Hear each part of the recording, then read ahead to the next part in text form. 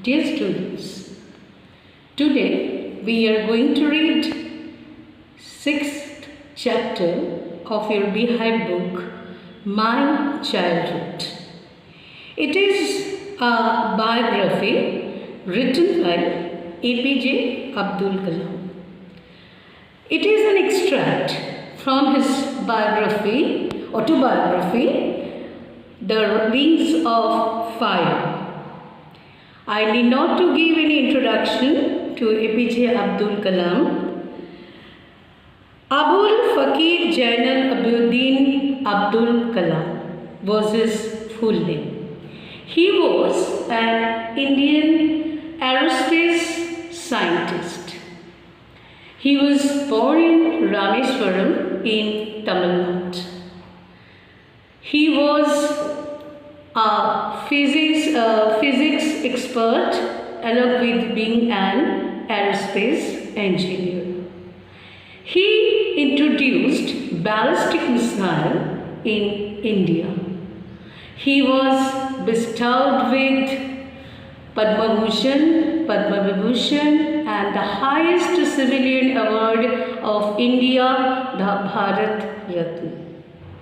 He served as the 11th President of India from the year 2002 to 2007. He always thought about the well-being of the youth and the student community of our country. So let us read the chapter.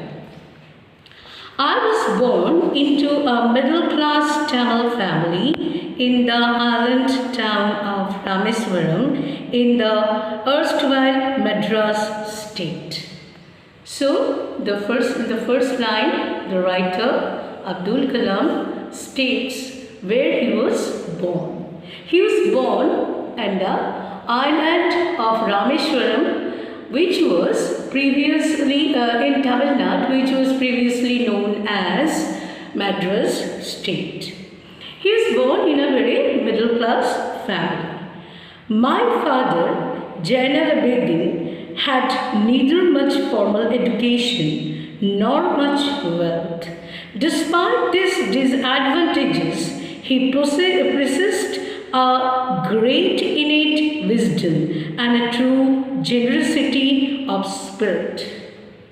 So his father, who was neither very rich nor very educated in a sense of formal education, but he was having innate wisdom. What is the innate wisdom? That wisdom that comes from one's inside, an inborn wisdom, a deep wisdom.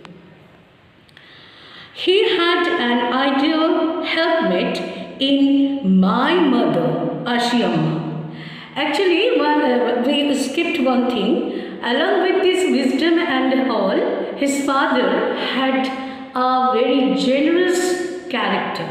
He was very noble, generous, kind to other people. And he found a perfect match in his wife, Ashiamma, who was Abdul's mother. I do not recall the exact number of people she fed every day, but I am quite certain that far more outside ate with us than all the members of our own family put together. So this mother of Abdul Kalam, Ashiamma, she was also a very noble and kind lady. She used to feed a number of people every day. And Abdul Kalam says that it was the number of people her mother used to feed every day was more than the number of family members of her house.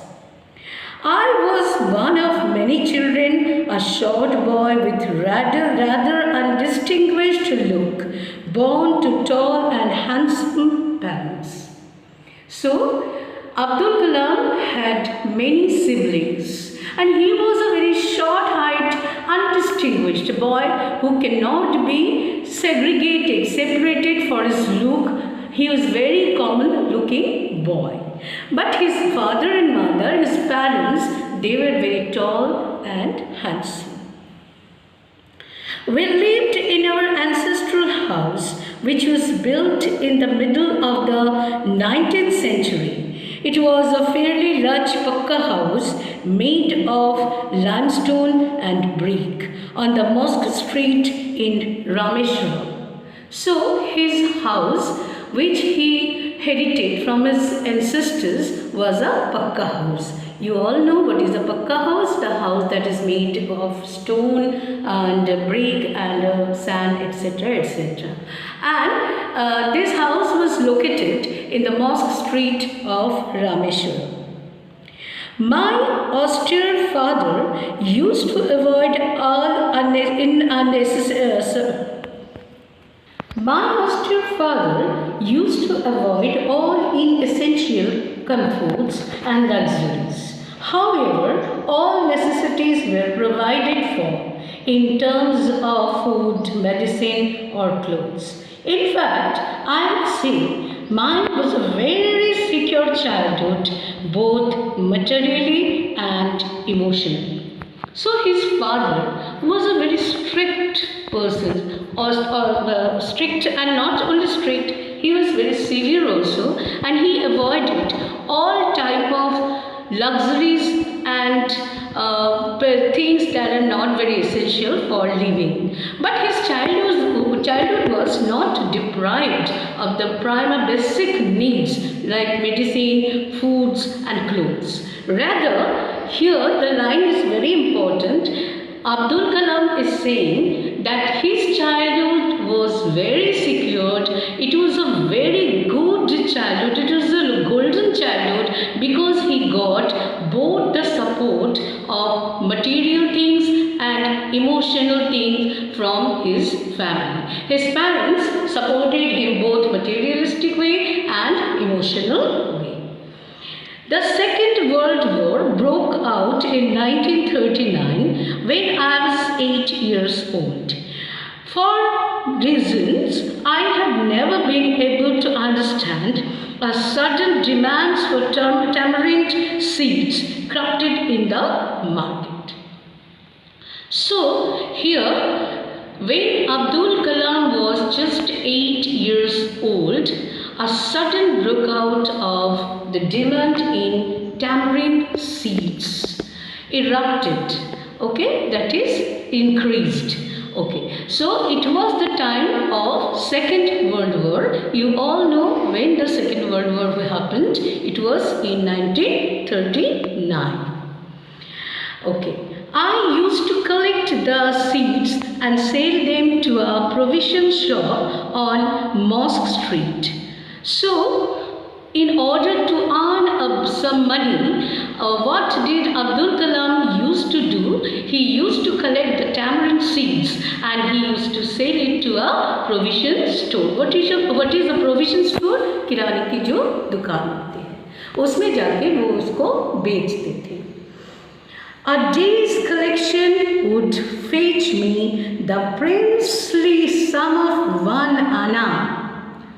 और पूरे दिन ये जो अब्दुल कलाम मेहनत करते थे, throughout the whole day he worked hard to collect the tamarind seed and sold them in the provision store. After that he got 1 anna, which he called ironically princely sum. Princely sum, it is real one, okay? And what is 1 anna cost? It values 6 paise.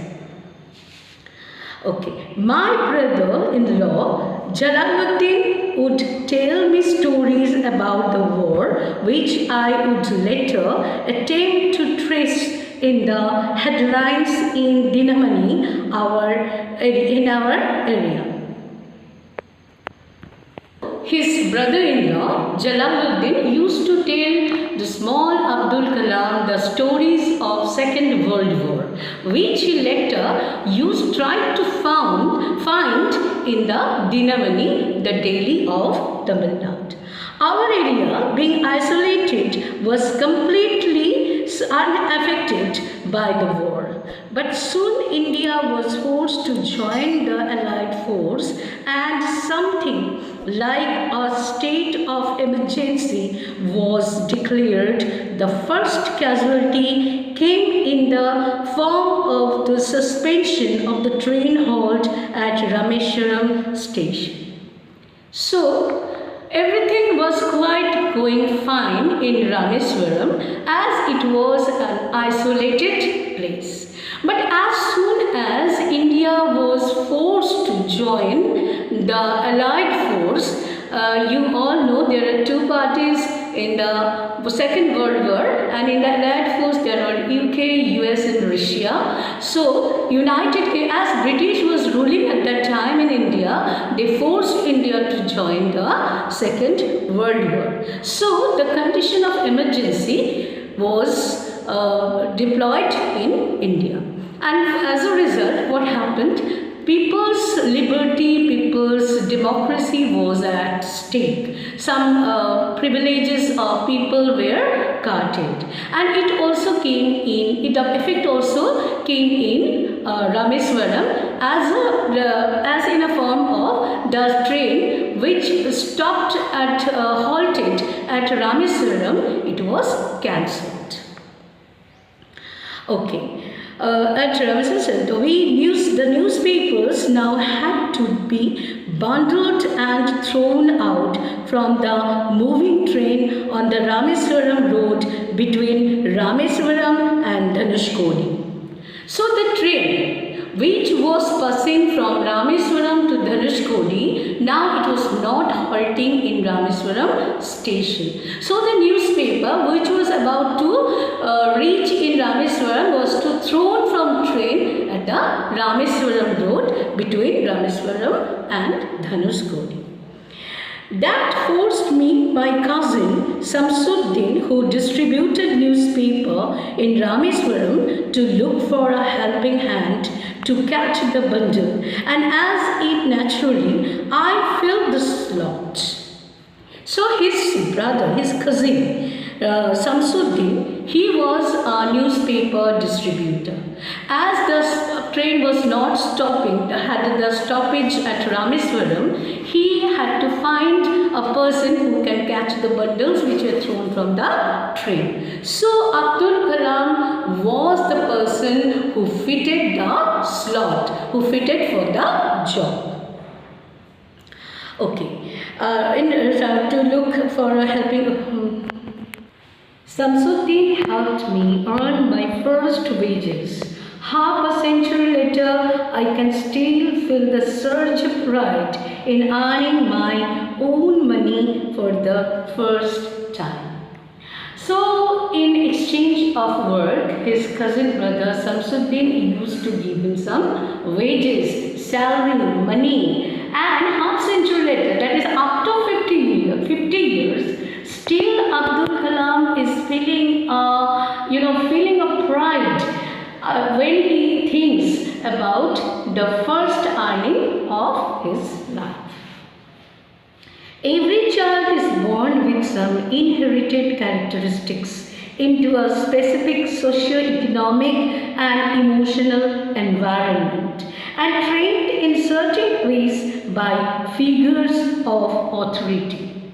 So here, Abdul Kalam is saying that every child is having some special characteristics which affects his upbringing. Like a child who is born in a society which is or in a family which is very well to do, it definitely going to impact his upbringing, and he is always also influenced by the figures of authorities.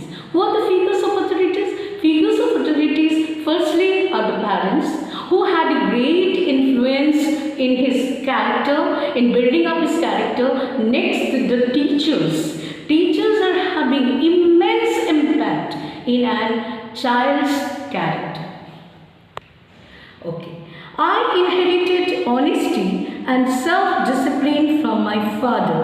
From my mother, I inherited faith in goodness and deep kindness, and so did my 3 brothers and sister. So from his father, Abdul Kalam inherited discipline, self-discipline, which is a vital key point for upbringing of a child. Not only that, he also inherited honesty. And from his mother, he inherited the trust in goodness, in religion, etc.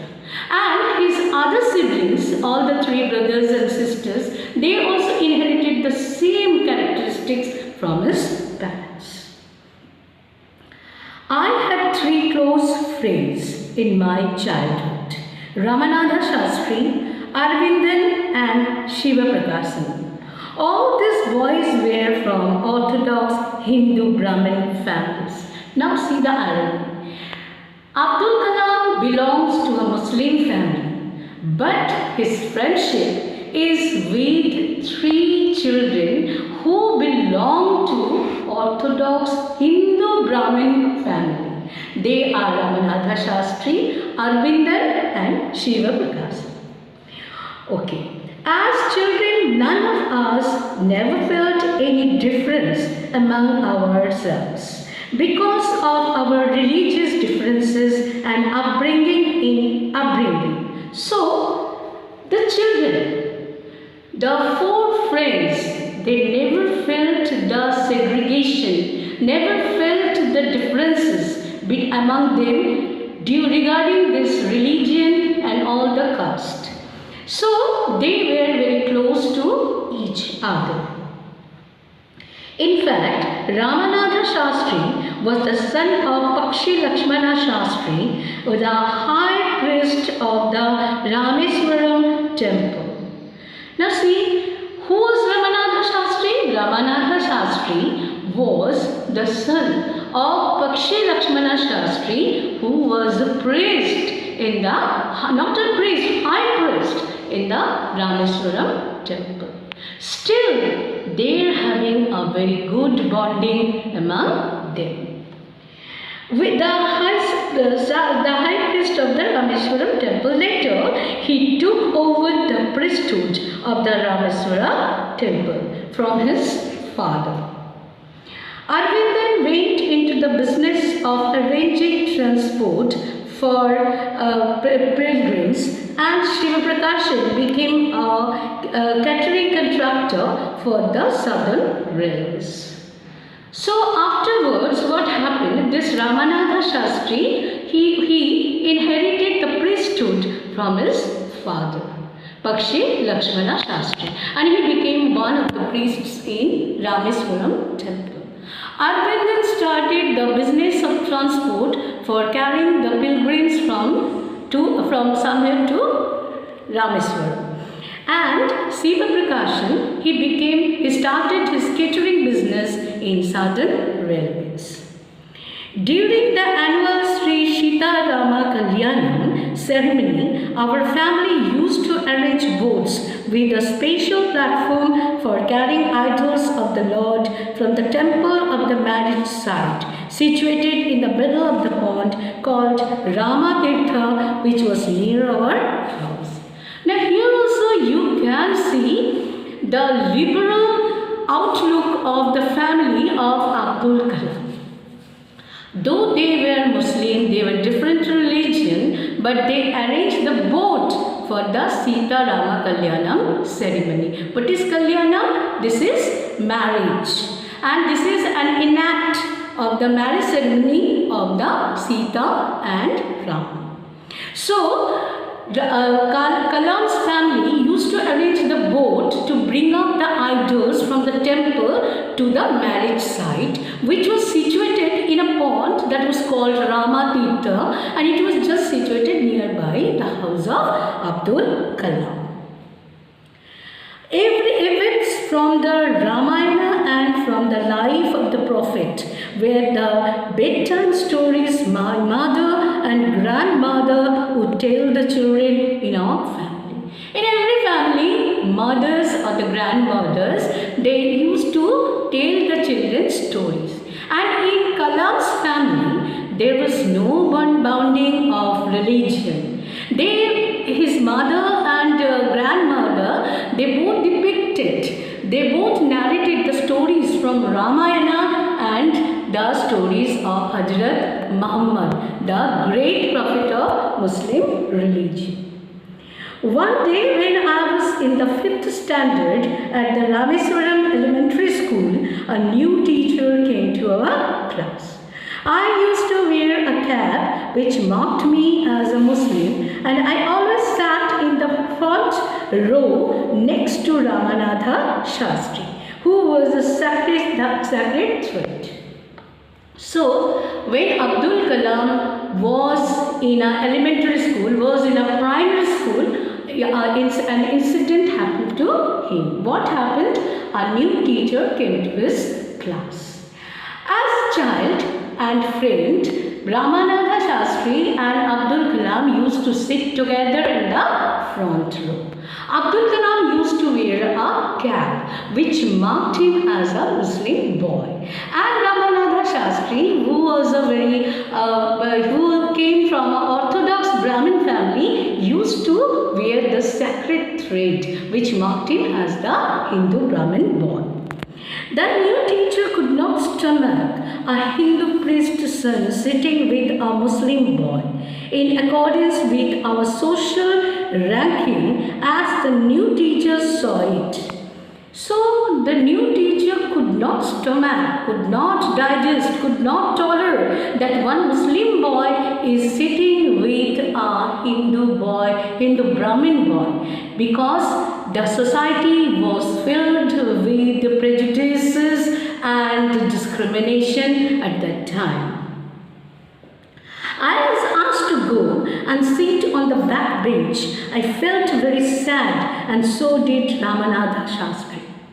So he was told by the teacher that as you belong to a lower caste, you have to sit on the back bench.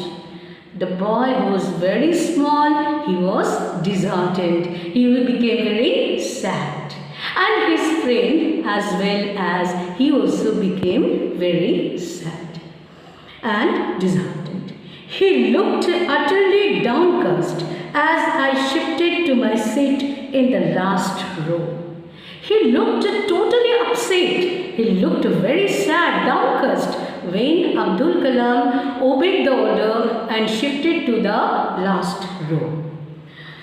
I shifted to the last row, left a lasting impression on me, and that picture, that impression that Ramanatha Shastri gave to Abdul Kalam of his being upset, it had a lasting impression in Abdul Kalam's mind. After school, we went home and told our respective parents about this incident. Lakshmana Shastri summoned the teacher and in our presence told the teacher that he should not spread the poison of social inequality and communal intolerance in the minds of innocent children. So, these two boys both were very disheartened, very disappointed at the behavior of the teacher. So after going home, they both narrated all the incident to their parents. And what happened? Bakshi Lakshmana Shastri, who was an Orthodox Brahmin as well as a priest, he called the new teacher and he warned him not to spread the poison of this intolerance, inequality and communal uniformity between the children, between the mind of innocent children. He bluntly asked the teacher to either apologize or quit the school and the island. So bluntly, very rudely and directly, maybe it can offend the next person, but he was very straightforward to his point, and he directly told the teacher that either you have to apologize for what you did or you have to leave the town, leave the school immediately. Not only did the teacher regret his behavior, but the strong sense of conviction Lakshmana Shastri conveyed ultimately reformed this young teacher. So, the strong point of view of Lakshmana Shastri that made a change in the mind of this new teacher. He started repenting for his behavior, and not only that, he changed his character. On the whole, the small society of Rameswaram was very rigid in terms of the segregation of different social groups. Now here, Rameswaram, a small town, in here the discrimination between the social groups were very strongly in vogue. Now what are the social discrimination? Actually, you know, from the very ancient time in Indian society, there are four groups. The Brahmins, which are very learned men, the Kshatriya, who are the warriors, the Vaishya, the traders who trades, and the Sudra, who serves these three higher castes. However, my son's teacher, Siva Subramaniam Iyer, though an orthodox Brahmin with a very conservative wife, was something of a rebel. But amidst of these segregation, discrimination, prejudices, there was a man who was the science teacher of Abdul Kalam, Siva Subramaniam Iyer, who belonged to a very orthodox Brahmin family. He was very strict to his religious belief, but still, and his wife was also very conservative, who believed in tradition, very traditional person, but still he was a rebel. He did not believe in the segregation of the people.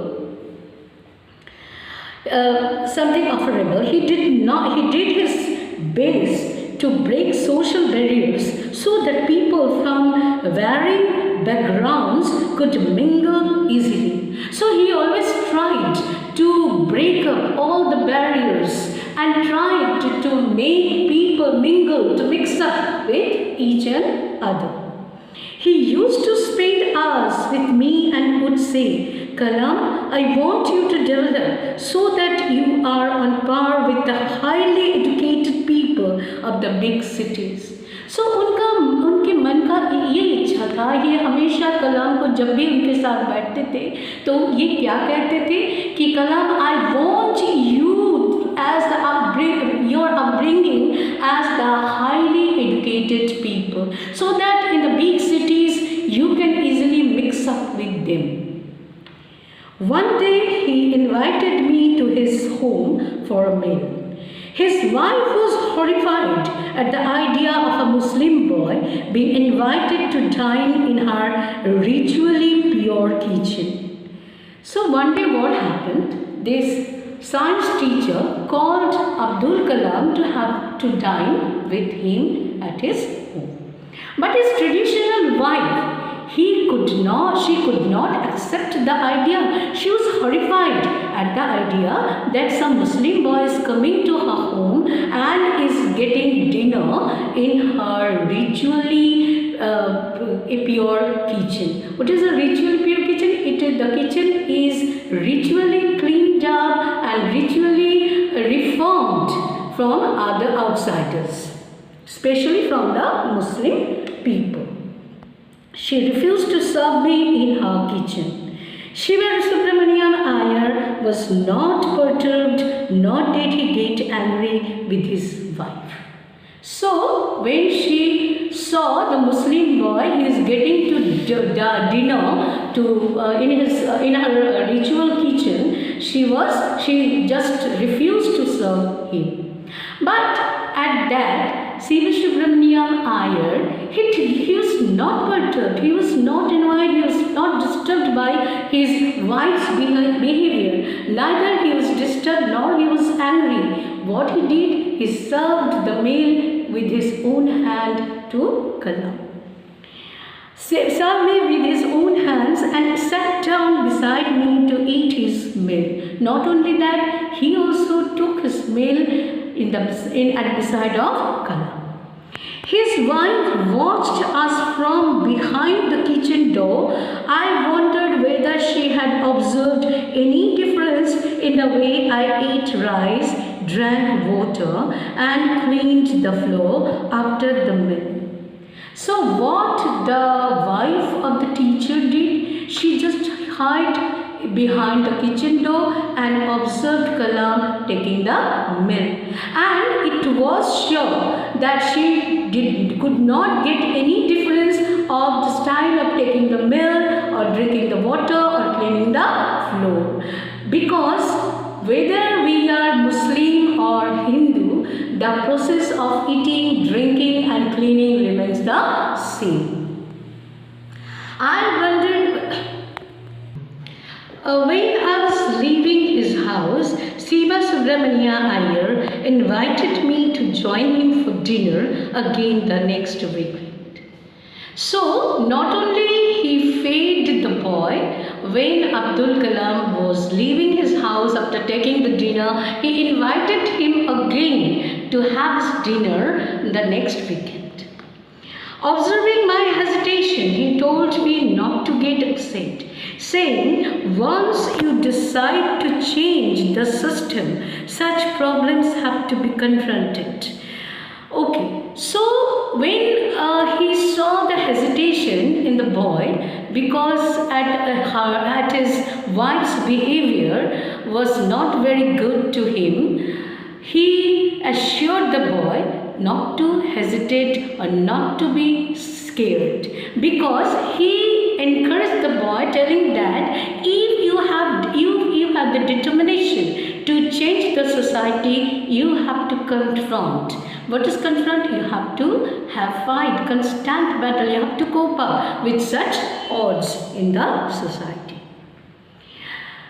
So when I visited his house the next week, Siva Subramania Iyer's wife took me inside her kitchen and served me food with her own hands. So there was a drastic change at the next weekend. When Abdul Kalam went to the teacher's house for taking dinner next week, it was quite surprising that his wife not only took him to her kitchen and also served meal with her own hands.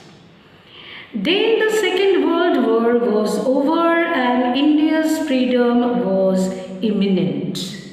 Now, what happened? The world was started in 1939 and this was 1945 and the World War became to an end.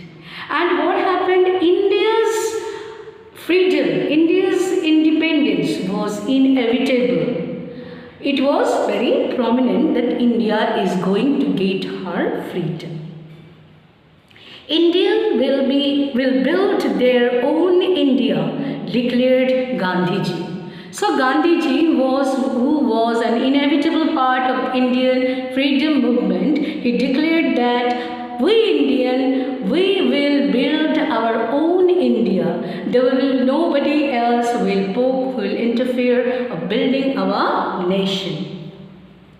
The whole country was filled with an unprecedented optimism. So with that hope of getting independence, freedom, there was unprecedented. What is unprecedented? Which was never seen before, which is never felt before. So this kind of feeling and positivity just floated among the Indian people. I asked my father for permission to leave Rameswaram and study at the district headquarters in Ramanathapuram.